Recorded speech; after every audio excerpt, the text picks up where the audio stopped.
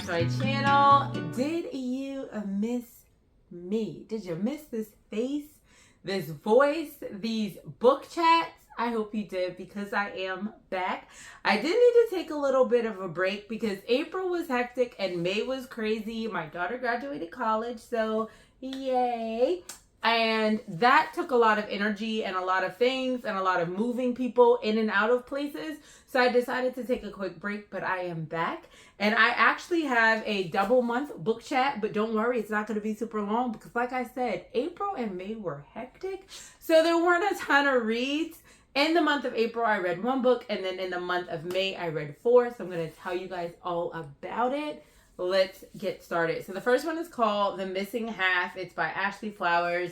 This book, I will say, is good, but I was very disappointed at the end because I was like, did we really end the book like that? And not in a way disappointed that the end was a letdown, but I was just like, this is how you chose to do this, and how is that even freaking fair?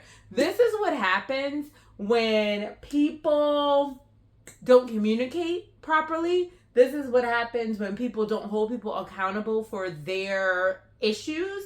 And this is what happens when you don't let people speak and you try to act first instead of trying to figure out what the heck happened.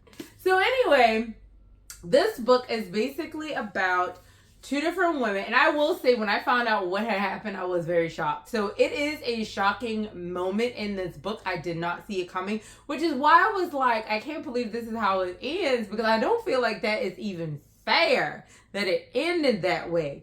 But this book is about 2 women whose sisters have gone missing years ago. And then one of these women, so the first woman is Nicole.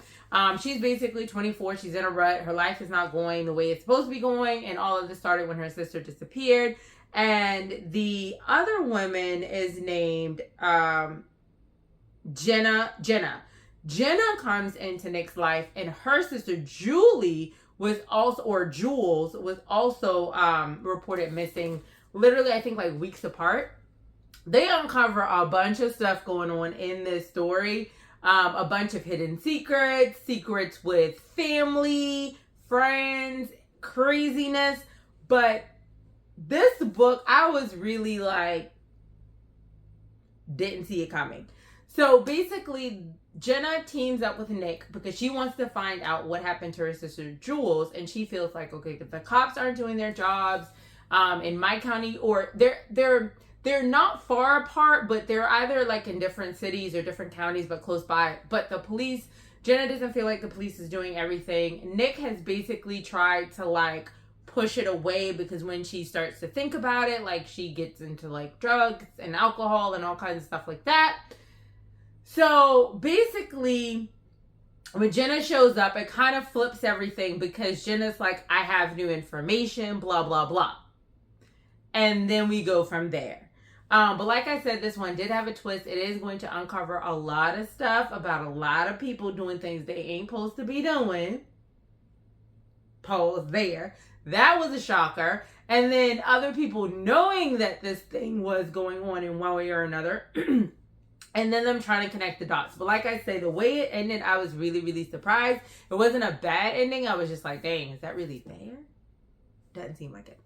All right, so the next book is a part of a series. So the first one is called Booked for Murder. This is All My Bones. It's by P.J.Nelson.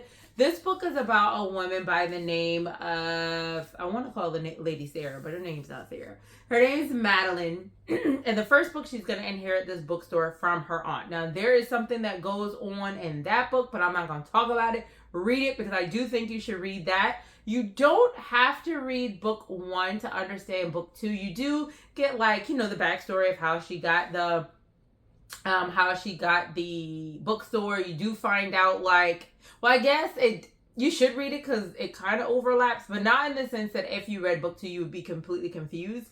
But it will kind of give you some insight to the relationships of some folks in this book, in this installment of the series. But basically, Madeline owns the bookstore. Something went down in book 1. So now it's like, I've been here for like, I think all of this happened like in 6 months. She's already like solved one murder. Solved, because she'll even say she solved it. solve one murder, and then she is doing some planting, and they find bones. And they are, and the day is her and Gloria, who is the priest of the local church, one of the local churches. So they go on this entire, like, basically investigation. Madeline does not know how to stay out of things. So it's one of those where, the local cop is like, stay out of this. And they're like, I'm not going to stay out of it. That's Madeline. And they discover who, in fact, the bones belong to. And then they have to discover who actually committed this murder. Now, I'm going to say, well, when you get to the end of this one, I was just like, wait a minute. So they just was like, yeah, oh, well, somebody's dead.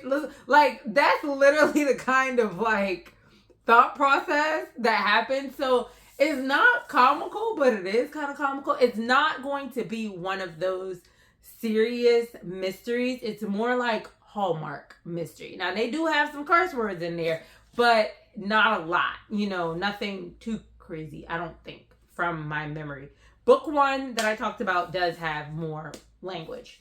But, yeah, I like the series. I do think, I'm trying to see if, I think I don't know if book 1 was actually faster. I do think book 1 had more action. Like, there were multiple incidents where we were like, whoa, whoa, whoa. Where book 2 kind of focused more so where there's, like, an incident.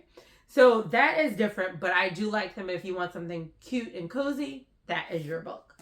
Now, the next one is called The Red Letter. It's by Daniel G. Miller. So this one I actually really did enjoy. This one is about Hazel. She is creating a new business. She has this great guy, and she is an investigator.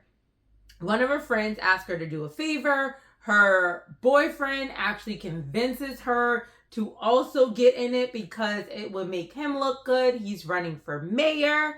I think it's mayor. He's running for a public office. And this, basically her friend brings her in because the person they think killed the priest, that the cops then killed this priest, they believe is innocent. So they go on this quest to basically exonerate him because it's a young Black teen. No trauma is in this book. Like, he just happens to be a Black kid that worked at the there's prison trauma that they allude to and stuff, but nothing crazy. But basically they're like, I don't think this kid did this, and they want to get him, basically find that out prior to the trial, because the trial is coming out. So they want to prove his innocence, but in proving his innocence, of course, they have to find out who did it. And then that's when all this stuff happens. And as they go through this book, Hazel then discovers that, wait a second, I think this person is out to get me. Now, keep in mind, Hazel is coming off of another win, so to speak, where she solved another issue that has caused her trauma. So that, in her mind, she's like, wait, I'm still she's having these dreams and everything about what happened in the past, but then there's someone coming after her, or are they? Is kind of the thought. This one was good because I think maybe for like 2.5 seconds, I suspected that it was this person, but I was just like, it can't be. Don't do that. Because that one was a shocker. I do like how they revealed that twist. That was really good. I do feel like people are actually stupid though, because like what Hazel did, I'm like, girl, did you not think this through? Like, come on, you should have seen that coming. But this is a really, really good one. Really good, like psycho, kind of like, ooh, take matters into your own hands kind of killer. So I do highly recommend that one. And this one is called We Love to Entertain by Sarah Strohmeyer. This one I got from Dollar Tree. Okay, this is the only Dollar Tree one I got. Okay, so this book is about a woman who is basically, her name's Erica. She lives in like a small town in Vermont, and she just landed like a dream job. And she's the assistant to this couple who is in this reality TV show contest, and it's like HGTV style. They are coming in and rehabbing this place, and whoever has the best rehab and whoever people votes for, that's who wins the prize. So she's happy because she's had a lot of stuff happen in her life during school. Like, she's kind of the town pariah, things like that. However, her employers go missing. So they're these reality stars. They are, they get married during the course of this, and after this marriage, surprise honeymoon, boom, nobody can find them. So they are trying to figure out what happened to these people. So Kim, her mom, is literally like, okay, I'm not gonna let y'all come for my kid, because people are like suspecting her. And when you read the book, you'll see why people are suspecting her. Then, Erica is thinking, oh, it's this person. And then there's some mess that has gone down with this property. So they're like, maybe it's the old owner. Like, there's a lot of that going on here. And then we discover who is actually doing it, which I do think was a pretty good twist. I was here for the twist, but there's a lot of twisties in the twist. And I like that. But I will say that this book moves super slow. I don't know why they call it We Love to Entertain. I don't feel like that was a good title. I don't feel like it connects to the story. I do think the story overall was a cool read. It definitely for $1.25. I do feel like it moves slow in parts, but once it got to kind of basically closer to the end, where we were kind of uncovering how all of this happened, it became better. This is really a good mama duo, trying to protect the kids. And I will say with this book, sometimes you gotta call people out on their crap regardless of who they are to you. And shouts out to the moms in that book. This one, Dear Debbie by Freida McFadden. We already know Freida be throwing out the books. This one is about a woman, Debbie Mullen, who is basically the author of a column called Dear Debbie, where she gives out advice. So within Debbie's life, and I never read the back of this, so I'm going to read the back of this because I don't want to give anything away. Sometimes enough is enough. Debbie Mullen is losing it for years. She's compiled all of her best advice into her column, Dear Debbie, where the wives of New England come for sympathy and neighborly advice. Through her work, Debbie has heard from countless women who are ignored, belittled, or even abused by their husbands. And Debbie does her best to guide them. Or at least she did. These days, Debbie's life seems to be spiraling out of control. She just lost her job. Something strange is happening with her teenage daughters. And her husband is keeping secrets according to the tracking app she installed on his phone. Debbie is done being the bigger person. She's done being reasonable and practical. It's time to take her own advice. And now it's time for payback against all the people in her life who deserve it the most. This one had a really good twist, but we know Freida McFadden is good for twists. So read this one and just don't even think you know what's going on, because it's going to like pop out and you'll be like, oh, I didn't see that coming. This one has a lot of mischief. Debbie don't play no games. There is, I'm trying to think, there is assault, but I've said this in, which I think is good that Freida does. She does this author's note. It's the exact same author's note that you probably read in her more recent books, where she's basically like, go to this website, look at the triggers for yourself. So I'm going to tell you to do that, but there is like language, there is some types of assault in here, and I believe I'm not one to, yes. So basically self-harm as well.